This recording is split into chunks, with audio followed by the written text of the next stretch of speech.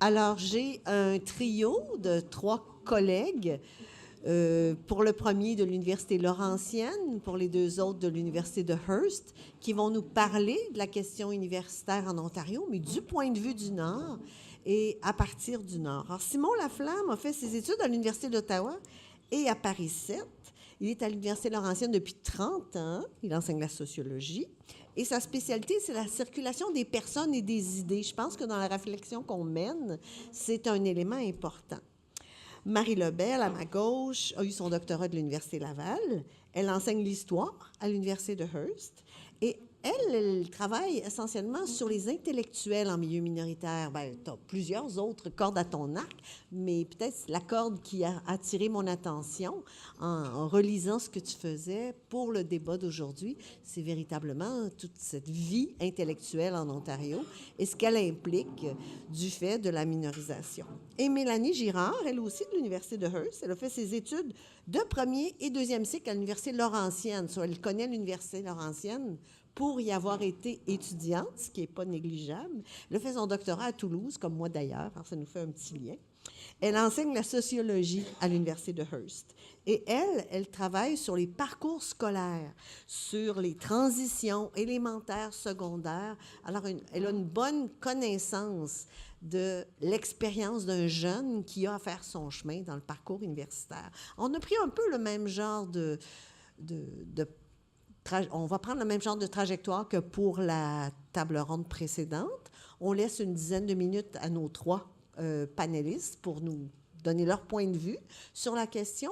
Puis ensuite, on les laissera dialoguer entre eux, puis on vous passera la parole pour terminer. Alors, Simon, pour débuter, Simon Laflamme.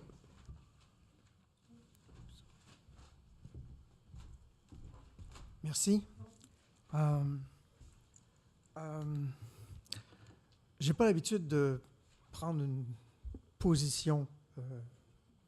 Je suis un sociologue très prudent qui normalement utilise le confort des données pour s'exprimer. Alors c'est très rare que je prenne position politique comme ça devant une assemblée. Mais aujourd'hui, je vais le faire. Je vais le faire parce que je me sens une certaine autorité. Mais je ne vais pas le faire en tant que sociologue. Je vais le faire en tant que francophone qui a une expérience dans une université bilingue. Je vais vous présenter mon expérience et je vais vous, en toute modestie, je ne doute pas qu'il y aura plein de personnes pour me dire que ça ne peut pas être comme ça, là, mais je vais dire ce que je voudrais qu'il advienne de l'enseignement supérieur à l'Université Laurentienne. Probablement que si Serge m'a demandé de participer à cette scène, c'est parce que quand on a sollicité des candidatures pour faire partie de cet éventuel conseil des gouverneurs qui allait présider à l'établissement de l'université, j'avais présenté mon nom. Je n'avais pas présenté mon nom parce que je savais exactement ce que je voulais. J'avais présenté mon nom parce que je voulais à tout prix que dans cette université, il y ait des études supérieures. Je ne voulais pas que cette université naisse avec 2 cours de bac en première année. Je voulais que ce soit une vraie université. C'est probablement la raison pour laquelle je suis ici, parce que ce n'est pas parce que j'ai fréquemment pris position sur l'université. Le texte qui a été cité de moi tout à l'heure par Michel m'a un peu étonné. Je me suis surpris à avoir écrit ça un jour. Mais je suis devenu beaucoup plus nuancé et beaucoup plus prudent. Alors, je vais vous présenter mes convictions, je vais vous présenter mon expérience et je vais vous dire ce que je veux qu'il advienne. Je suis à l'Université Laurentienne depuis 33 ans. 2 ou 3 ans après mon arrivée à l'Université Laurentienne, il y a eu mes collègues, Jean-Pierre Pichette et Gaëtan Gervais, qui militaient pour une université francophone, franco-ontarienne. Et j'ai fait la sourde oreille. J'ai pas vraiment été attentif. J'ai même été opposé au projet, pas dans le sens où j'aurais exprimé bruyamment et pratiquement cette opposition, mais dans le sens où j'ai pas agi, je les ai laissés faire. Je regrette beaucoup la position que j'ai tenue à l'époque. J'avais des raisons de le faire. J'avais des raisons de le faire et je vais en avoir aussi après. Les raisons que j'avais de le faire, c'est que je venais de l'Université d'Ottawa, de l'ancienne Université d'Ottawa, où j'avais étudié en philosophie et en sociologie, et où j'avais vraiment étudié en français. La question ne se posait pas. Les cours que je voulais étudier en français, les cours qu'on m'offrait, ils étaient en français. Et quand je suis arrivé à l'Université Laurentienne, je suis arrivé dans ces années où l'Université Laurentienne croissait et où, pour quelqu'un comme moi, c'était possible de développer des programmes. J'ai développé plusieurs programmes aux études supérieures, bilingues. Donc, c'était une possibilité. Mais mon propos ici ne consistait pas à dénoncer l'administration de l'Université Laurentienne. J'aurais des raisons de le faire, mais ce n'est pas mon propos. Mon propos, c'est de décrire cette expérience de 33 ans. Et qu'est-ce que j'ai vu pendant cette expérience de 33 ans? C'est ce qui m'a donné des motifs pour changer d'idée, pour passer d'une position plutôt bilingue, avec une affection pour le bilinguisme que j'ai eu pendant plusieurs années, à une position pour une université franco-ontarienne. Le premier de ces arguments, c'est une tendance statistique. L'histoire de l'Université Laurentienne elle a été faite par plusieurs bons historiens. L'histoire du bilinguisme universitaire, elle a été faite par Serge et deux de ses collègues. Je ne vais pas revenir sur tout ça. Sachez que l'Université Laurentienne naît en 1960, qu'elle s'établit avec autour d'un projet religieux de fusionnement de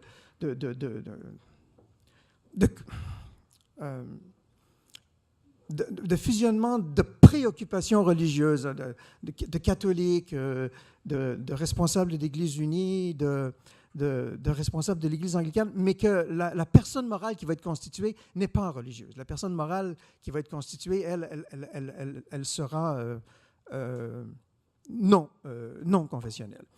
Cette université-là est née, et donc elle a un mandat bilingue. Je ne vais pas refaire toute l'histoire, mais sachez qu'elle a un mandat bilingue. La tendance statistique maintenant. Alors, la tendance statistique, c'est que de 2000 à 2017, on passe de 20% à 15% d'étudiants inscrits dans les programmes en français. Bon, ça veut donc dire qu'il y a une décroissance de la population francophone. Ça veut dire que pour l'étudiant francophone, il devient de moins en moins probable d'être exposé à des activités en français. L'autre qui en est le pendant, c'est la faiblesse de la proportion de francophones.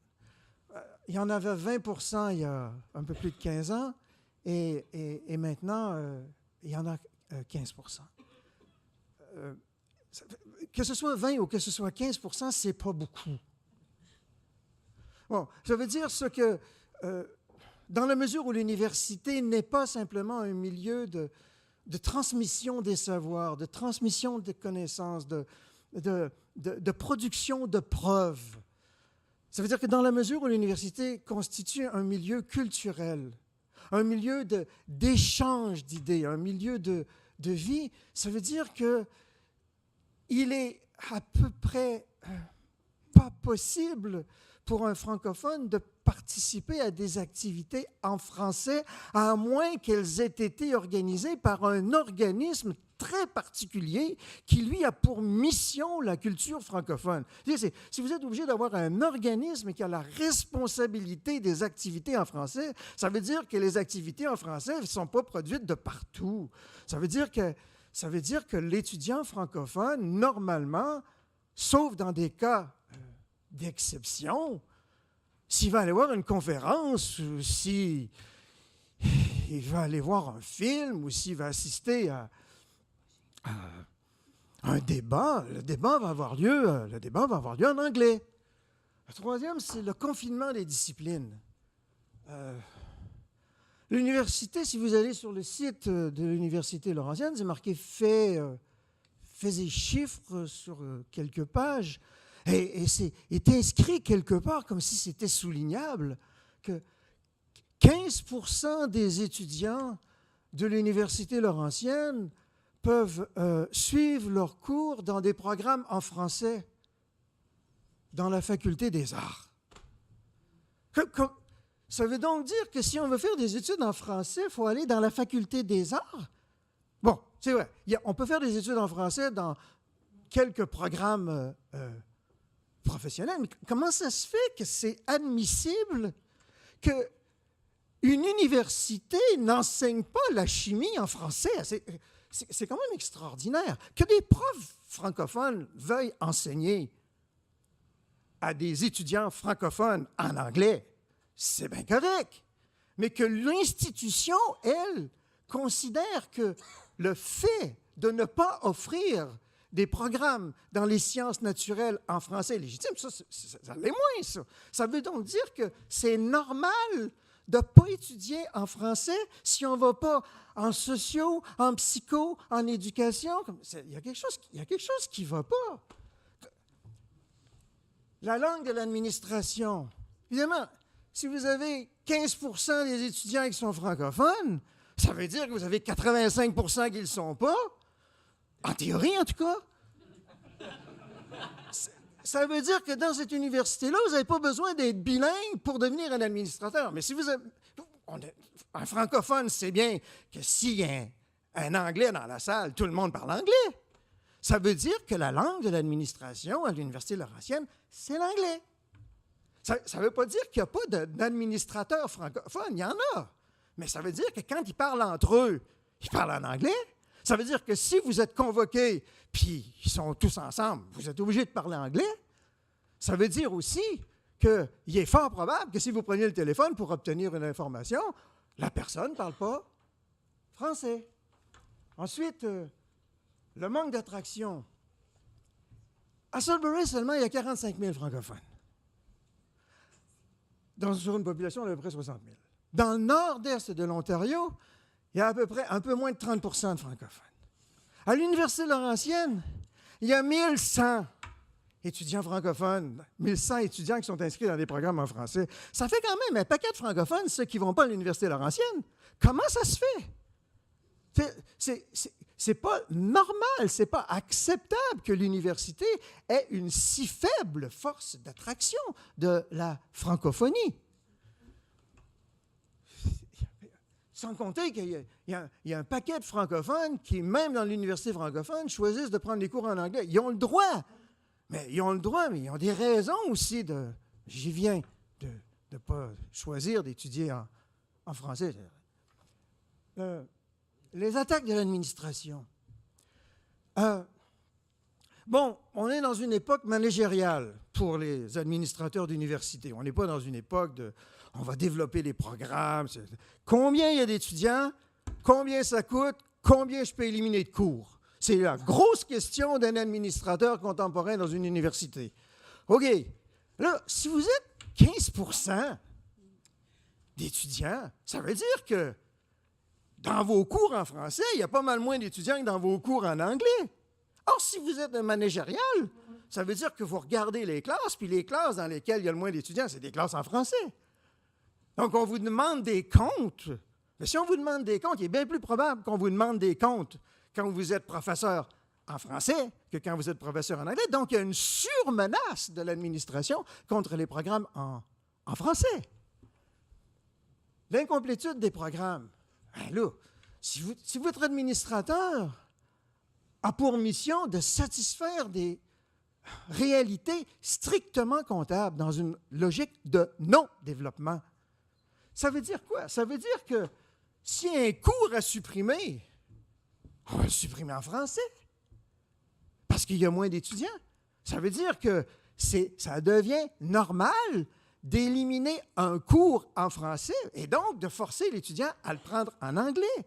Puis plus que ça veut dire que ça devient normal de ne pas offrir les années supérieures dans les programmes dans lesquels, normalement, on ne devrait pas avoir d'inscrits en français parce qu'on a déjà choisi que la science, la chimie ou la physique, ça ne se faisait pas en français. Si vous avez une université francophone, comment votre recteur va expliquer que vous n'ayez pas de programme de 4e année ou de 3e année ou de 2e année dans une discipline? L'alternative, c'est quand même surprenant, ça. Vous êtes dans une université bilingue. Vous avez un professeur qui a des problèmes à attirer des étudiants dans ses cours en français. J'en ai témoigné souvent. Ces professeurs-là, pas tous, mais dans bien des cas, disent « Je vais régler mon problème, je vais aller enseigner en anglais. » Puis c'est légitime. Il a le droit de le faire. C'est désagréable là, quand toi, tu veux donner des programmes en français, là, mais il a le droit de le faire. Le doyen, lui, qu'est-ce qu'il est obligé de dire? Ah, OK, on va y aller. Mais si vous avez un professeur qui transfère, ça veut dire que vous avez moins de profs en français, ça. Donc, l'université bilingue rend ça possible. Rend ça possible aussi du côté des étudiants. Parce que l'étudiant pour qui ça ne va pas bien avec tel prof, puis comme il est bilingue, il se dit, bon, ben tiens, je ne l'aime pas, tel prof, je vais aller prendre le cours en anglais. Tout ça fait en sorte que ça devient quasiment... Non, j'ai encore besoin d'au moins 2 minutes. Tout ça fait en sorte que ça donne l'impression que le français, c'est une affaire optionnelle. C'est une possibilité. Si ça va bien, ça va aller. Si ça va pas bien, on va aller en anglais de toute façon. Ensuite, la désinvolture des administrateurs. Les administrateurs disent, OK, si ça va mal en français, ce n'est pas de notre faute, c'est pas parce qu'on n'offre pas assez de programmes, c'est pas parce qu'on passe notre temps à menacer les professeurs de fermer leurs cours, c'est parce que les étudiants préfèrent aller étudier en anglais. Ben oui, ils vont étudier en anglais. Vous passez votre temps à couper tous les programmes, vous passez votre temps à éliminer des cours, puis vous passez votre temps à ne pas développer les études supérieures. C'est ce que vous feriez si vous étiez à leur place. Donc, au lieu de te dire, moi, je suis recteur de telle université, je vais le régler le problème, tu dis, les étudiants ne veulent pas étudier en français. Une question de principe. Je ne vais pas revenir sur les principes que mes collègues qui font ça beaucoup mieux que moi, Linda Gardinal, Thériault, font bien depuis des années. C'est une question de principe, là, quand même. Là. Comment ça se fait que les Anglais ont le droit d'avoir leur université et les Français ont pas le droit d'avoir leur université? Je ne vais pas aller plus loin là-dessus. Mon deuxième point, c'est celui-ci. La prochaine université, là, il ne faut pas qu'elle réduise les possibilités. La prochaine université, il faut qu'elle donne tout ce qu'on donne déjà aux francophones. Joseph Yvon Thériault l'a laissé entendre tout à l'heure. Pourquoi vous iriez dans une université qui va être créée dans le sud de l'Ontario, où on va créer 3 programmes, quand vous pouvez aller dans une université où tous les cours sont offerts et tous les programmes sont offerts, ou en tout cas en partie? Ça n'a quand même pas de sens. Deuxième point là-dessus, une bonification. Si c'est pour régler les problèmes, la prochaine université de la francophonie dans les universités, ça veut dire qu'il faut non seulement déplacer tous les programmes français puis les mettre dans une université en français, mais ça veut dire qu'il faut les compléter. Ça veut dire que quand on a chimie première année et on n'a pas le reste, ça veut dire qu'il faut avoir chimie toutes les années supérieures. Sinon, ça sert à quoi, la nouvelle université? Troisièmement, ne rien perdre. Il ne faut rien perdre. Les professeurs francophones, comme mes collègues, comme moi, on a créé des programmes d'études supérieures, on a créé des programmes de recherche. Ces programmes de recherche-là, il ne faut pas les perdre, sinon on rend l'université franco-ontarienne moins attirante, il faut les déplacer.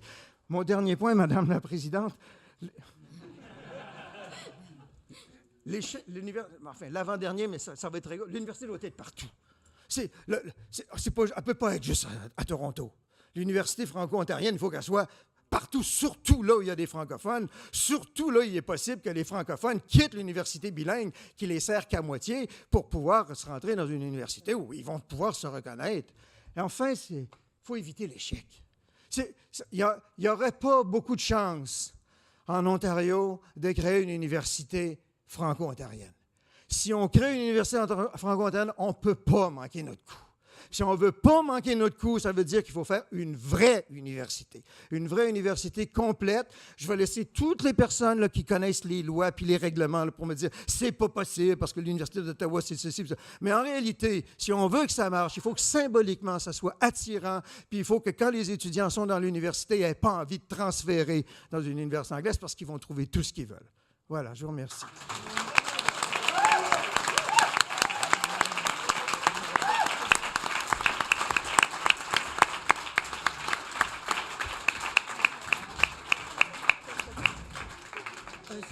En passant la parole Alors, merci d'abord de m'avoir invité. Il me fait très plaisir d'être ici, encore plus plaisir d'être ici après avoir entendu Simon. Vous allez voir pourquoi, et on n'avait pas discuté. J'ai aligné mon intervention sur 2 des 3 objectifs que s'est fixé cette journée. Je pense en effet que mon expérience de terrain, ma connaissance des enjeux institutionnels en situation minoritaire peuvent alimenter la réflexion sur les défis à relever et les opportunités à saisir. Ensuite, j'espère contribuer à élargir la discussion à la lumière de l'héritage franco-ontarien septentrional. Je préciserai d'emblée la position officielle de mon institution d'attache. N'entendez pas que j'endosse cette position, mais faute de voir à cette table les instances décisionnelles de l'Université de Hearst, on aura une idée de comment elle se positionne.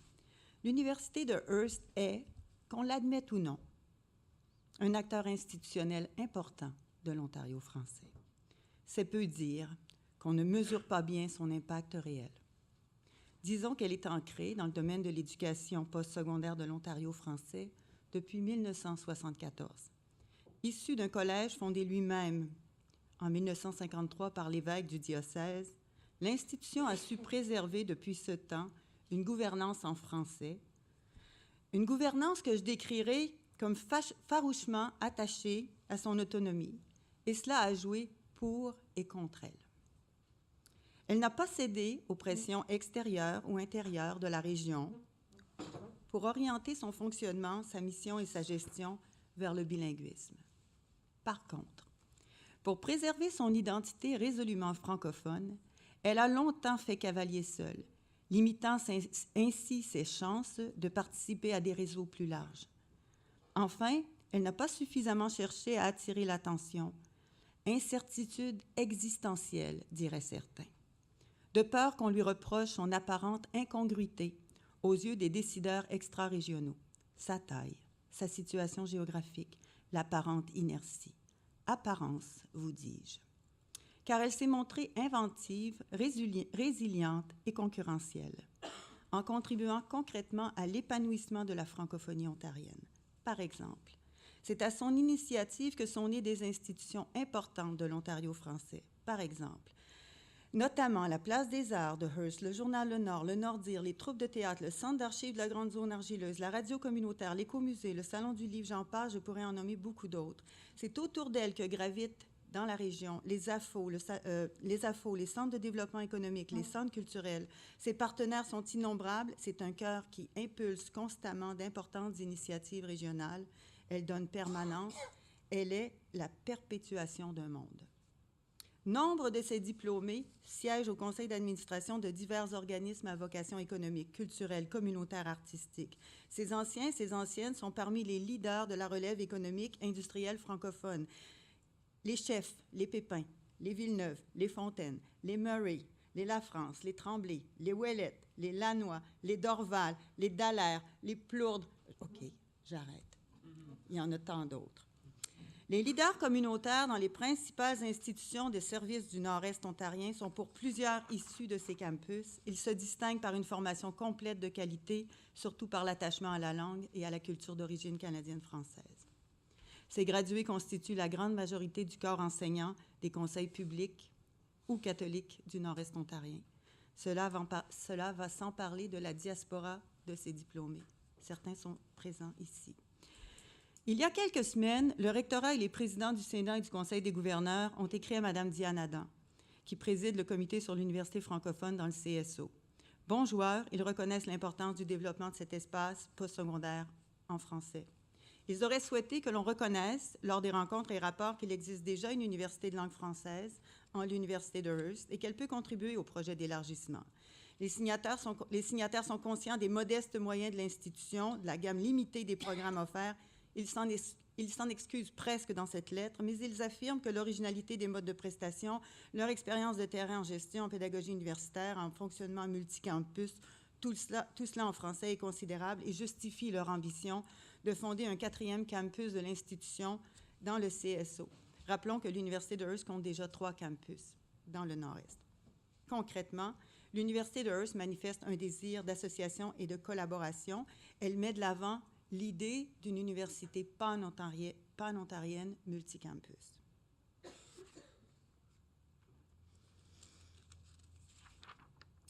Permettez-moi maintenant de donner mon propre point de vue. Les défis que pose le projet de l'Université francophone en Ontario sont, à mon avis, étroitement liés à des questions existentielles que certains de mes collègues ont abordées plus tôt. Le qui sommes-nous, le d'où venons-nous et le où allons-nous. Par conséquent, force m'est d'admettre que le visage de la francophonie à qui s'adresse la proposition d'une université francophone dans le CSO ne correspond pas tout à fait au visage X et S de la francophonie du Nord-Est. Bien sûr, les différents visages de la francophonie ontarienne se valent. Cependant, les arguments amenés pour légitimer l'établissement d'une université francophone dans le CSO sont essentiellement numériques, la région étant celle où l'immigration est la plus importante. Il y a volonté, nécessité d'intégration des nouveaux arrivants francophones qui est donc sous-jacente au projet. Cette logique essentiellement démographique ne convainc pas que le projet répond par ailleurs au manque actuel d'options postsecondaires pour les Franco-ontariens. Car à la base, la mission de cette institution serait, outre la qualité et la diversité des programmes, de faire des francophones des bilingues. Je vous invite en ce sens à lire le rapport Temps d'agir. La sauvegarde et l'épanouissement des Franco-ontariens n'y figurent presque qu'accessoirement. Soyons sérieux. Le défi n'est pas le même pour les francophones des autres régions de l'Ontario où se trouvent des communautés francophones. Nous savons tous que les sirènes du bilinguisme ont pris leur lot de certains d'entre nous.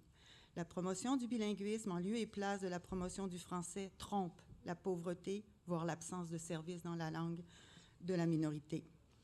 Je ne crois pas me tromper en disant que l'absence d'une université régionale de langue française ou la maigre offre de programmes dont dispose par exemple l'Université de Hearst joue le jeu de l'assimilation.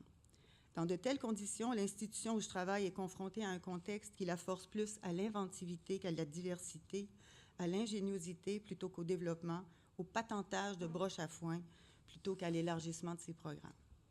Il faut me croire, loin de moi l'idée d'adopter ou de défendre ici un discours essentialiste, remettant en cause la valeur d'un groupe de francophones au détriment d'un autre. Tout ce que je dis, c'est ce que je constate depuis 26 ans. Il y a des francophones issus de l'héritage canadien-français. Ce sont eux que l'on retrouve majoritairement dans les régions périphériques de la province, comme le Moyen-Nord, le Nord-Ouest, le Nord-Est. Selon moi, dans la situation actuelle, l'université qui dessert le Nord-Est de l'Ontario répond à sa mission, mais au prix d'acrobatie pédagogique, d'inventivité et d'engagement, ça use. On est loin de l'épanouissement. Je vais bien plus loin que mes patrons relativement à la question des études postsecondaires en français en Ontario. Je considère que de ne pas pouvoir étudier dans sa langue à tous les niveaux académiques, du primaire au postsecondaire, est un déni de droit pour les francophones de l'Ontario. Pour l'épanouissement tant des francophones de culture d'origine canadienne-française que dans le respect des francophones en provenance de la francophonie internationale, l'Ontario doit absolument miser sur le développement d'un réseau d'universités francophones régionales sur le modèle des universités du Québec. Un réseau de campus régionaux, tous équitablement équipés en accord avec les particularités géographiques et offrant une diversité de programmes. Chacun de ces campus devrait obligatoirement avoir pour objectif la sauvegarde et l'épanouissement du français et de la culture d'origine canadienne-française, au même titre qu'une formation universitaire de haute qualité. Le fait d'établir une université francophone dans le CSO au nez des institutions bilingues et de l'institution francophone hearstienne, sans les engager, sans leur offrir l'équivalent des ressources pour atteindre leur mission de sauvegarde et d'épanouissement, constitue une méconnaissance de la réalité plurielle de la francophonie ontarienne. C'est manquer de reconnaître comment il y a trop longtemps que l'on compte sur la résilience, les accommodements consentis, le système D des Franco-ontariens. Il est impératif d'agir, d'élargir la discussion. À la lecture du rapport Le Temps d'agir, on a le sentiment qu'un consensus est établi entre les différentes régions de l'Ontario sur ce que doit être le projet d'une université française franco-ontarienne. Pourtant, les opinions émises et entendues dans le Nord-Est ne rejoignent pas ce rapport. Vous aurez compris que j'entrevois le projet universitaire du CSO comme distinct des intérêts et des besoins de l'ensemble de la communauté francophone en Ontario. Qui niera que chaque région de la francophonie ontarienne devrait pouvoir offrir des programmes diversifiés et de qualité, devrait être dotée d'installations performantes. En fait, chacune des recommandations du rapport du CSO pourrait et devrait s'appliquer à chacune des régions de l'Ontario. Un peu beaucoup sur le modèle du réseau des universités du Québec, je le répète, un modèle dont on ne trouve pas mention dans ce rapport, où sont surtout retenus des modèles inspirés de la minorité anglophone du Québec. Je pense que le moment est opportun pour les francophones de la province d'exiger comme un droit un réseau d'établissements régionaux dont la gouvernance, l'enseignement et le milieu de vie soient complètement francophones. Ce que le CSO a formulé, chacune des régions francophones devrait en disposer. Cette exigence ne devrait pas entraîner des tensions entre chacun de nous, entre chacun des partenaires. Nul crêpage de chignon. Pas dans 10 ans. Les formules bilingues actuelles sont des formules d'accommodement qui auraient dû être temporaires et passer le relais à un réseau d'institutions autonomes francophones comptant une diversité de programmes complets. Comment a-t-on pu accepter la dispersion des Francos sur un vaste territoire, le déclin démographique dans certaines régions comme des excuses valables? On n'investit pas parce qu'il y a déclin, mais il y a déclin parce qu'on n'investit pas. À cet égard, je ne sous-estime pas le rapport dévalorisant centre-périphérie qui affecte les populations qui vivent dans la portion plus septentrionale. Mais à y vivre, on relativise. En effet, si l'idée de centre, comme en géométrie, évoque d'abord une position privilégiée, parce que le centre, c'est un lieu de forte concentration, ce rapport à l'activité et à la concentration varie selon le point d'observation. Je vous invite ici à changer de lunettes. Dans la théorie des graphes, centre et périphérie sont respectivement définis à partir du minimum et du maximum des écartements, mais les deux concepts n'épuisent pas l'espace. Il reste en général un grand nombre de lieux qui ne sont ni centre ni périphérie.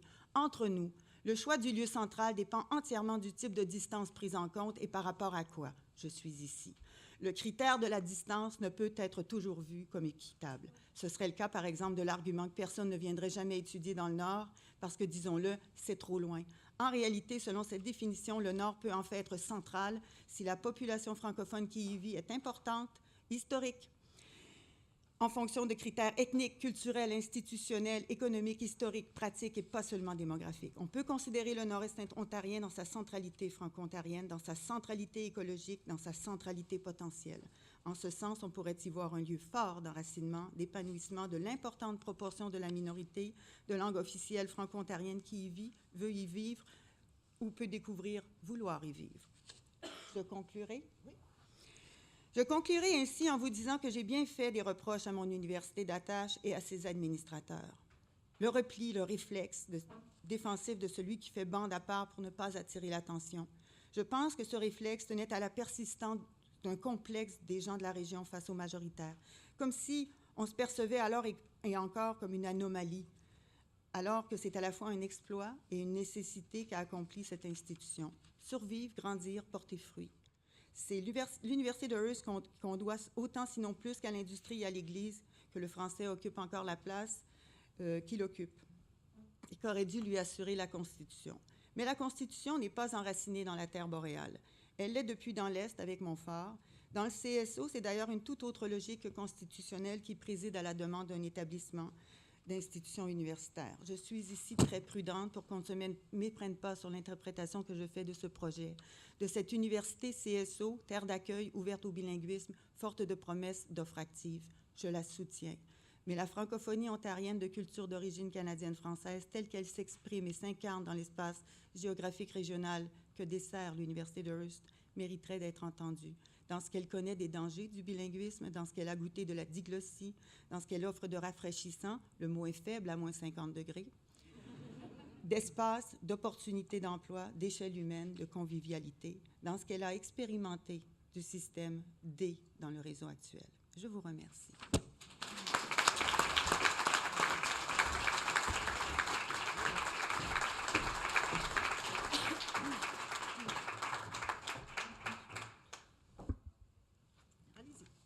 Bonjour, merci. Alors, je vais intervenir aujourd'hui d'une façon dont je n'ai pas vraiment l'habitude d'intervenir non plus. C'est plutôt un témoignage que je vais présenter. J'avoue que quand Serge Dupuis m'a contactée pour solliciter ma participation à cette journée, j'étais flattée, bien entendu, mais étonnée, parce que je me suis empressée de lui dire que j'avais pas vraiment mené de réflexion exhaustive sur la question de l'université francophone en Ontario. J'ai en fait davantage une expérience et une pratique en tant que francophone qui a évolué, qui continue d'évoluer dans le milieu universitaire. Davantage cela que je ne mène une réflexion sur la question de l'université francophone. Donc, je lui ai proposé d'intervenir à ce niveau-là, puis il m'a dit c'est très bien. Parce qu'en fait, je suis diplômée de l'université de Hearst, qui est affiliée à l'université Laurentienne, bien sûr, et j'ai eu la chance de poursuivre mes études à l'université Laurentienne en français, à une époque où l'université Laurentienne était beaucoup plus dans une logique de développement que de coupure. Et donc, ensuite, j'ai pu, par la suite, continuer de faire des études en français. Et puis, j'enseigne, bien sûr, à l'heure actuelle dans une université de langue francophone. Et c'est à ces deux titres-là que j'aimerais intervenir aujourd'hui. C'est donc beaucoup plus une contribution qui relève d'expérience personnelle que d'analyse.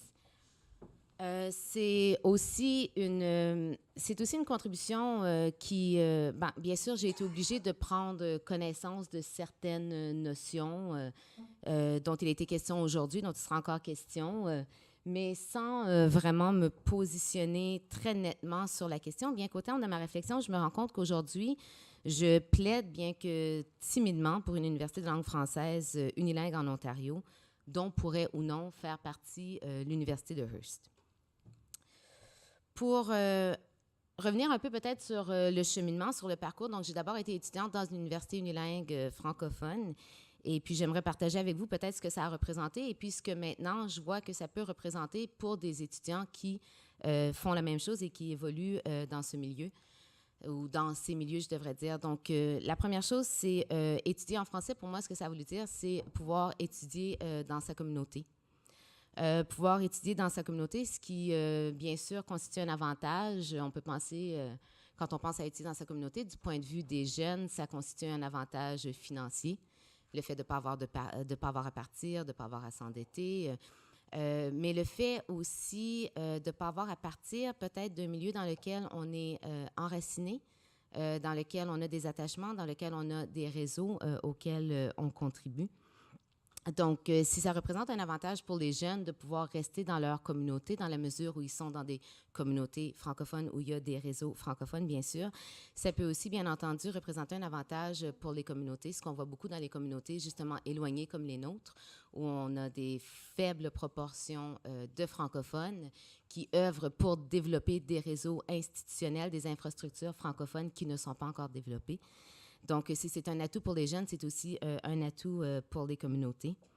Un atout pour les communautés aussi, et puis je rappellerai le fait suivant, en ce sens qu'on a découvert, on a fait des études, on a parlé tout à l'heure Anne a parlé de mes études sur, bien sûr, les parcours des jeunes, la mobilité des jeunes. Une des choses qu'on a constatées à travers une enquête longitudinale d'une dizaine d'années sur les jeunes du Nord-Est ontarien, c'est que les jeunes ont beaucoup tendance à s'installer dans les villes, dans les milieux où ils ont fait leurs études post-secondaires. Très souvent parce qu'ils ont développé des réseaux à travers des stages, à travers l'emploi, au sein même des institutions. Donc, le fait de pouvoir avoir des réseaux francophones, ça veut aussi dire pouvoir retenir une population francophone. Donc, c'est important de le dire, bien sûr. Les avantages d'étudier dans sa langue, bien sûr, on est plusieurs à y avoir pensé, à avoir réfléchi et sans doute beaucoup plus abondamment que je ne l'ai fait, mais je reviendrai quand même rapidement sur certains faits qui m'apparaissent quand même fondamentaux et qui ont été évoqués ici aujourd'hui. La prise de conscience de sa culture. On est dans un milieu où les jeunes grandissent non seulement en se disant bilingue, mais en se réclamant d'une identité bilingue, parce qu'on comprend qu'être bilingue, c'est supérieur à être francophone. Être bilingue, on voit ça comme un atout. Et tout à coup, quand on arrive à l'université, à un âge, sans doute, où on a une certaine maturité intellectuelle, on est en mesure de comprendre que la francophonie et la culture francophone, bien, c'est peut-être un atout, c'est peut-être quelque chose de positif, c'est peut-être quelque chose qui s'inscrit dans notre histoire et qui est important pour nous. Donc, la prise de conscience de la culture, bien, à l'université, ça m'apparaît important, surtout dans un monde où, dans des milieux où on a des jeunes qui s'exposent beaucoup à des produits culturels, à des produits artistiques anglophones. Je pense au cinéma, je pense à la télévision. Je pense à la musique, je pense à la lecture, quand lecture il y a. Aussi dans un milieu où, ben oui, on apprend que le monde du travail, ça nécessite la connaissance, bien sûr, du français et de l'anglais, mais surtout de l'anglais. On est encore beaucoup dans une logique où l'anglais, par exemple, c'est la langue dans laquelle on doit communiquer. Et surtout, comme Simon le mentionnait tantôt, on le voit bien quand on est dans des regroupements où il y a francophones et anglophones, où l'anglais l'emporte, mais aussi on nous le présente comme quelque chose qui est important. Dans un contexte aussi, on a beaucoup de jeunes qui souffrent de ce qu'on a appelé le syndrome du franco-ontarien, qui souffrent d'un syndrome d'un sentiment de minoritude. Non seulement est-ce que les jeunes apprennent beaucoup que le bilinguisme, c'est bien, mais on apprend justement que le français, c'est moins bien. Surtout quand on pense à la question de l'accent, du parler et ainsi de suite. Moi, j'ai beaucoup de jeunes qui sont gênés et qui pensent justement que leur français n'est peut-être pas adapté et qu'en général, leur culture n'est peut-être pas adaptée. Donc, pouvoir faire des études en français, c'est pouvoir vivre dans sa langue. C'est pouvoir prendre connaissance de l'importance de sa langue et de la culture. Puis c'est aussi prendre connaissance du fait que la connaissance peut se construire en français hors Québec. Chose qui peut apparaître quand même assez révolutionnaire pour des jeunes franco-ontariens. Puis si elle peut se construire, ben, elle peut aussi se diffuser en français hors Québec. Et donc, on peut produire et on peut diffuser dans une langue qui n'est pas nécessairement celle du référent culturel. C'est aussi permettre aux jeunes d'envisager un monde du travail où le français n'a pas statut de langue seconde ou secondaire, mais bien de langue officielle. Bon, je vais y aller rapidement, mais dans la mesure aussi où l'enseignement dans des institutions postsecondaires franco-ontariennes peuvent se faire par des francophones de l'Ontario, ben, c'est aussi donner à nos jeunes des modèles auxquels ils peuvent s'identifier. C'est chose que je constate constamment dans mon travail. On a affaire beaucoup à des jeunes de première génération. Dont les parents, dont les grands-parents forcément ne sont pas allés à l'université, dont les parents ne sont pas allés à l'université, pour qui l'expérience universitaire, c'est une première, et qui ne sont pas certains d'avoir leur place tout à fait. Donc, le fait d'avoir un professeur, des professeurs, ce qui n'est pas exclusif, bien sûr, mais le fait d'avoir certains professeurs qui sont à l'image de nous-mêmes, mais qui ont évolué autrement que dans le milieu et qui peuvent ensuite non seulement enseigner dans notre langue, mais peut-être enseigner sur le milieu aussi. C'est nécessairement pouvoir se projeter soi-même éventuellement peut-être dans une telle situation. C'est aussi, il ne faudrait pas négliger, puis on le remarque chez nous à l'Université de Hearst ces dernières années, parce qu'on a maintenant une population internationale relativement importante, bien sûr, toute proportion étant gardée. C'est aussi la possibilité pour une proportion de gens de pouvoir s'instruire et perfectionner une langue seconde. Mon cheminement a fait en sorte, bien sûr, donc moi j'ai étudié à l'Université de Hearst, j'ai bénéficié de ces privilèges en partie, et puis ça a fait en sorte que quand est venu le moment de faire des études de deuxième cycle, la question s'est pas posée. La question s'est pas posée à savoir si j'allais étudier en français ou en anglais. J'ai naturellement étudié en français. Et quand est venu le moment de faire des études doctorales, ben encore une fois, la question se posait pas. Donc, j'ai eu le privilège de baigner dans la francité encore là. Et ce que ça a eu comme conséquence pour la suite, ben, c'est sur l'emploi et le développement subséquent. Parce que jusque-là, je vivais en français, je travaillais en français. C'est un choix que j'ai fait aussi, par exemple, de ne pas publier en français, de continuer d'écrire. Et puis, ça fait en sorte que, quand est venu le moment de l'emploi, je n'ai pas regardé dans une université anglophone et j'ai eu la chance d'être embauchée à l'université de Hearst. Depuis que je suis là, j'ai fait quelques constats sur lesquels je vais clore. Donc, au niveau du bilinguisme, j'en ai un peu parlé tantôt. Je sens qu'on a vraiment une identité bilingue chez les jeunes, qui est une identité, à défaut de pouvoir s'identifier à la francophonie, à défaut de pouvoir se définir comme francophone, on s'inscrit un peu dans cette espèce de créneau de « je suis bilingue ». Et puis, ce faisant, à mon sens, on ne développe pas nécessairement et on n'encourage pas nécessairement le développement d'une culture proprement francophone. Au niveau de l'enracinement, chaque année, je vois des jeunes qui ont fait 3 ans chez nous, qui ont fait 4 ans chez nous, qui disent « j'aimerais bien poursuivre, j'aimerais bien faire une maîtrise, mais il n'y a rien ». Donc, il faut que je m'en aille à Sudbury, il faut que je m'en aille à Ottawa, il faut que je m'en aille à Moncton, il faut que j'aille ailleurs. Ce qui peut, bien sûr, représenter une expérience positive, mais ce qui fait aussi en sorte très souvent que ces jeunes-là ont à faire des choix qui sont entre stabilité actuelle et endettement et incertitude éventuelle. Des choix aussi entre famille et instruction, parce qu'il ne faut pas négliger qu'on a des gens qui ont des familles, qui sont eux-mêmes peut-être mères de famille, et ainsi de suite, qui font des études chez nous et qui doivent quitter justement parce qu'on n'a pas de réseau d'enseignement complet, ce qui touche bien sûr à ce que Marie a dit, ce que Simon a dit, ce que d'autres ont dit aussi plus tôt ce matin, la nécessité de développer des réseaux d'enseignement complets pour les francophones, où qu'ils soient, de la maternelle aux études de deuxième, de troisième cycle. Une université par et pour, à ce stade-ci, qu'est-ce que je dirais? Oui, peut-être, pour les 3 raisons que j'ai mentionnées, pour la notion d'identification et de modèle qui n'est pas exclusive, bien sûr, c'est-à-dire qu'on peut aussi être formé par des francophones du Québec, de la France, mais je pense que c'est important aussi qu'il y ait des modèles franco-ontariens. Pour pouvoir s'inscrire dans une histoire qui est la nôtre, qui parle de soi. Aussi, au niveau de la préservation de la langue et de la culture, pouvoir développer des réseaux d'enseignement, c'est permettre d'étendre la langue, de prendre connaissance de sa culture, de la vivre, de la partager, de la faire vivre et surtout de la diffuser et de continuer aussi de produire une connaissance qui soit francophone, voire franco-ontarienne. Quel modèle donc pour la suite? Pardon. Quel modèle pour la suite? Eh bien là, je vous laisserai sans doute prendre la parole à partir d'ici parce qu'on sait que ça va tourner autour des idées notamment d'unilinguisme et de bilinguisme, de centrisme et de non-centrisme, de régionalisme, de nationalisme, voire d'internationalisme, questions auxquelles les autres panélistes ont touché et sur lesquelles on reviendra sans doute collectivement. Merci beaucoup.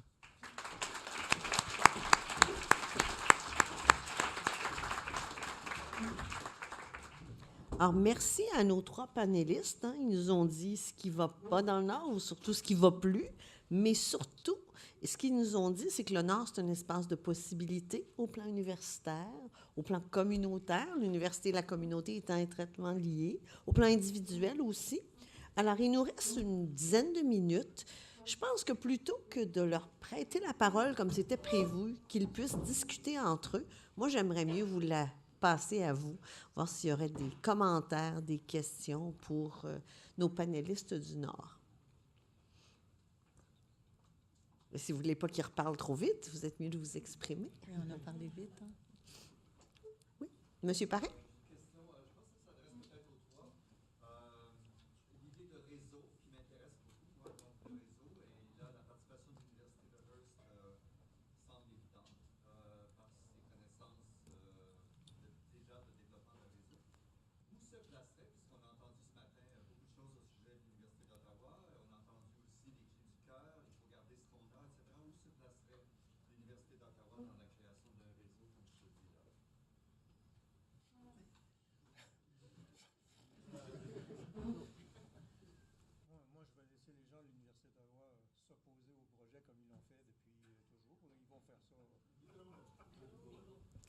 Le micro. Je vais laisser les gens de l'Université d'Ottawa s'opposer au projet, comme ils l'ont fait depuis toujours. Là. Mais je ne sais pas. C'est à eux de répondre. Mais je ne sais pas. Peut-être que ça va prendre une période transitoire, comme ce dont a parlé Joseph Yvon. Commencer par séparer l'Université d'Ottawa en 2 collèges, un francophone et un anglophone, pour qu'éventuellement la dimension francophone vienne s'ajuster. Mais si jamais ces questions-là se posent pour vrai, ça voudra dire qu'on aura déjà beaucoup bougé. Mais si l'idée de réseau peut être entendue et qu'il y a une force politique à Queen's Park qui finit par dire allez-y, réfléchissez, dites-nous ce que vous voulez, on va vous appuyer, bien là, ça veut dire que le problème est réglé. Éventuellement, il y a plusieurs personnes à l'Université d'Ottawa qui vont dire on peut-tu quitter l'Université d'Ottawa pour adhérer au réseau? Mais on n'est pas dans l'utopie, mais on est dans j'ai envie de dire expectative, mais en fait, ce que je devrais dire, c'est on est dans dans un registre de possibilités plutôt que dans un projet, clair. À l'Université Laurentienne, Oui. c'est sûr qu'il va y avoir une opposition claire. Notre recteur va être aussi opposé que le recteur d'ici, là. Mais il y a une force, il y a une énergie à Sudbury qui va être favorable au projet d'une université francophone et qui va être contente de participer à ce réseau-là si jamais ça devient possible. Moi, quand j'ai été invitée ici, j'ai parlé à mes directeurs, au recteur et à la rectrice, en fait, de notre université. Puis elle m'a dit, j'ai dit, je veux vous montrer ce que je vais dire. Puis je savais que ça les brasserait un peu. C'est tout petit chez nous, hein, puis ça a ses qualités et ses défauts. Et étonnamment, elle m'a dit, mais tu sais, tu vas être la première à faire notre coming out. Puis ça fait, je vous entends rire parce qu'il y a quelque chose de un peu mignon dans ça, mais moi, j'ai souvent été en guerre contre les dirigeants de mon université. Parce que je trouvais qu'on ne disait pas assez qui on était, qu'on faisait trop les invisibles. Et c'est toujours très blessant, je veux vous dire, quand on vient à des assemblées comme ici et qu'on ne considère pas le rôle de cette institution, qu'elle n'apparaît pas dans les discours. Vous ne pouvez pas imaginer, parce que le travail que nous faisons est un travail universitaire, dans la belle définition de ce que Freytag a donné au départ. C'est pas Freytag qui l'a donné, mais c'est Michel qui a cité Freytag. Et donc, c'est un coming out, et je trouve ça très courageux de la part de l'université de dire, puis presque, tu as dit utopique, d'aller se présenter puis de dire, bien, nous, on pourrait ouvrir un campus à Toronto, puis il va être français, notre campus. Parce que c'est ça qu'ils ont offert. Ils ont dit, on a une expérience multicampus. C'est sûr que si vous travaillez avec nous, le milieu va être français, c'est clair. Maintenant, moi, ce que j'invite, j'y reviens avec cette idée-là, le réseau, c'est un mot que j'entendais beaucoup. Je suis arrivée en Ontario il y a 26 ans. Tout le monde parlait de réseautage. Qu'est-ce que c'est ça, cette affaire-là? Puis je trouvais ça... Tout le monde en parlait, mais je ne voyais pas les réseaux se créer. Puis on est encore à ce point-là, à mon avis. Maintenant, il y a une possibilité incroyable. Je vous invite beaucoup à lire le texte « Le temps d'agir » pour voir ce que le CSO propose. Et ça existe déjà un peu. On n'aurait pas grand-chose à faire pour travailler ensemble. Mais il y a une université à gouvernance française qui existe, c'est l'université de Hearst. Elle a beau être petite, elle a beau, des fois, vous gêner, mais elle a une expérience, puis un mot à dire. Maintenant, ici, je vois des gens, des professeurs, des gens qui ont fait de la recherche, qui ont enseigné, qui enseignent au 2e cycle. C'est de vous qu'on a besoin aussi pour quelque chose de réel. Et il faut brasser, ça nous prendrait des porte-paroles politiques. J'espère qu'on va aborder ça, une volonté politique, absolument. Du même genre, peut-être des fois qui nous gêne de descendre dans la rue, un peu comme le Montfort, mais il faut arrêter d'en parler, là. Puis, bref, c'est ça. Mais l'idée de réseau, c'est beau de le dire, mais il faut bouger, là. Puis l'Université de Hearst, donc elle avait fait son mouvement. Je ne pense pas qu'elle va être entendue. Je sais que l'Université d'Ottawa et l'Université Laurentienne ont, elles aussi, approché le CSO pour offrir quelque chose. C'est pas à moi d'en parler, là, mais donc, ça me rassure. Oui? Je voudrais ajouter ceci. On va m'expliquer que ce n'est pas la même affaire, là, puis je vais le comprendre. Quand les collèges... on a décidé de créer les collèges francophones, il y a eu une volonté politique importante. Les collèges francophones, ça marche bien. Ça marche bien pourquoi? Ça marche bien parce que je sais que les collèges, ce n'est pas l'université. Ça marche bien pourquoi? Ça marche bien parce que quand on a décidé qu'on aurait des collèges francophones, on a dit, on crée des collèges francophones. Si les francophones qui sont dans les collèges anglophones veulent rester dans les collèges anglophones, ils restent dans les collèges anglophones. Mais s'ils veulent traverser dans le collège francophone, c'est possible. Ça a à peu près fermé la dimension francophone dans les collèges bilingues, puis ça fait que les collèges francophones, aujourd'hui, sont un beau succès. On ne se demande plus aujourd'hui si c'est possible d'étudier au collège, au niveau collégial en français. On ne se demande plus si on peut étudier, si c'est possible de faire d'avoir un collège avec un immense réseau, par exemple, comme le collège Boréal qui est partout dans le Nord, fonctionne. On le sait que ça marche. Mais ça a marché. Pourquoi ça a marché? Pas parce qu'on a fait la chose petit à petit, parce qu'on a fait la chose clairement, c'est devenu net et les étudiants ont dit, à partir de maintenant, si je veux étudier en français, je vais étudier en français. Monsieur Welch. Donc, je suis d'accord. Mais l'exemple de ce que tu viens de dire, Simon, c'est on a eu Cité collégiale Boréal, Collège des Grands Lacs, qui n'a pas marché pour différentes raisons. Et là, Boréal est dans le sud, qui est bon. Et peut-être la Cité collégiale. Alors, ça veut dire qu'ils peuvent s'entraider, autrement dit, si on n'a pas le réseau. Mais le problème avec l'université, je donne un exemple. Une fois à l'Université d'Ottawa, ils disent « Ah, on pense d'ouvrir un campus à Woodstock. » Et si vous connaissez Ontario, bien sûr, Woodstock, ça c'est dans le sud-ouest de la province, c'est dans le nord. Moi, ma réaction, il dit « Qu'est-ce que t'en penses? » Je dis « C'est absurde. » Il n'y a pas de francophonie, là, il y a la francophonie dans la région de Windsor, dans les villages autour. Mais pourquoi faire ça? C'est parce que Woodstock nous a offert un terrain gratuitement. Je dis, et c'est ça la logique de construire un campus universitaire. Alors, ça n'a pas marché, ça a été refusé par la province. Puis là, ils ont ce nouveau projet. Donc, moi, je viens du sud, là. Alors, ça m'écœure beaucoup de ces affaires-là. Je suis torontois de naissance, puis la paroisse de Sacré-Cœur, pour ceux qui connaissent ça. Et là, je vois, puis là, ils parlent de toutes sortes d'affaires dans le sud, mais basées sur quoi? Je sais qu'on a le francophonie. Allez lire le rapport. Il faut lire le rapport Temps d'agir. Je ne sais pas qui l'a lu, là, mais il faut lire. OK, il faut lire. Là, on va voir avec ça. Non, mais tu sais, peut-être il y a quelque chose, mais ça m'inquiète un peu, cette affaire-là, parce qu'il faut les gens, ils doivent les consulter. Et c'est sûr, l'Université d'Ottawa, logiquement, on aurait dû embarquer une extension, mais on sait qu'il y a la résistance ici à l'Université d'Ottawa. Est-ce que ça veut dire qu'on l'ignore comme ça n'existe pas, ou est-ce qu'on va essayer vraiment de l'incorporer avec des administrations et tout ça? Dans le passé, ça ne marchait pas. Rock, toujours souriant, gentil garçon, lui était opposé, sauf, je pense, 2 mois avant la fin de son 2e mandat. Et peut-être, avec M. Frémont, ça va être plus ouvert et d'autres mondes. Mais jusqu'à date, c'était assez fermé. C'est ça, pour moi, c'est ça qui est important. C'est qu'on fait ça à partir des besoins et vraiment ce qui se passe. Alors, si le rapport répond à tout ça, tant mieux. Vous avez travaillé sur le rapport, c'est ça? Non. OK. Je l'ai lu, il faut le lire parce que tout y est, de l'idée d'une bonne université française. Ce n'est pas une université bilingue, c'est gouvernance française. Maintenant, pour la position de l'Université d'Ottawa, ils ont réagi à ce rapport. Mais je ne comprends pas qu'il n'ait pas été plus diffusé. Il faut être lu, il faut qu'il soit lu. C'est pas parce que j'y ai travaillé, c'est parce que je l'ai lu pour... Mais l'université diffuse constamment pourquoi?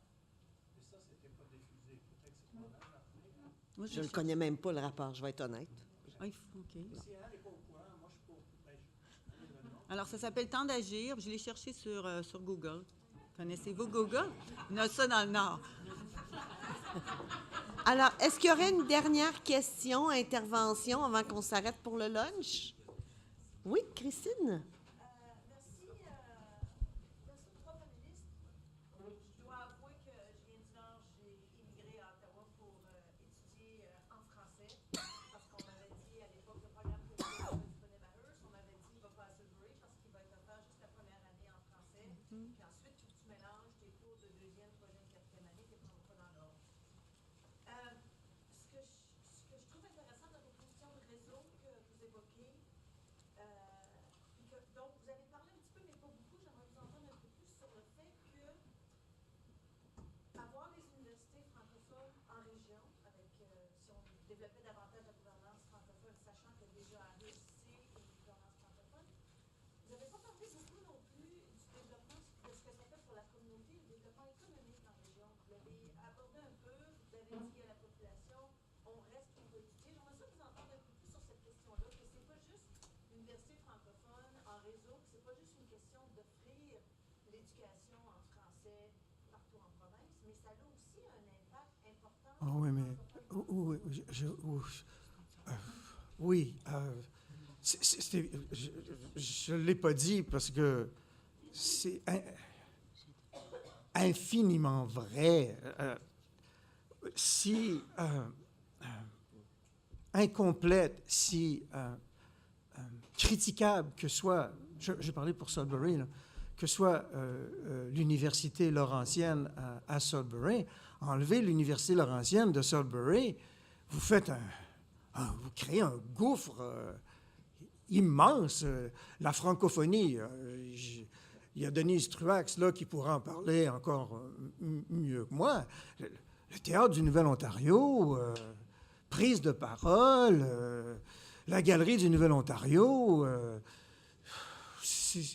ça existe parce qu'il y a l'Université Laurentienne, les projets de recherche qu'on mène sur l'Ontario français, l'ensemble de l'information qu'on donne sur les milieux de travail dans les mines, sur les rapports entre les francophones et les anglophones, les études qu'on fait sur... juste dans le secteur des sciences sociales et humaines, les études qu'on fait sur la dépopulation, sur la repopulation, sur le rapport au travail, sur l'économie. C'est toute l'université qui fait ça. Enlever l'université, pouf, c'est incroyable tout ce que vous perdez. La possibilité dans la postmodernité, mais ça je l'écris ailleurs, mais avec beaucoup de données, là.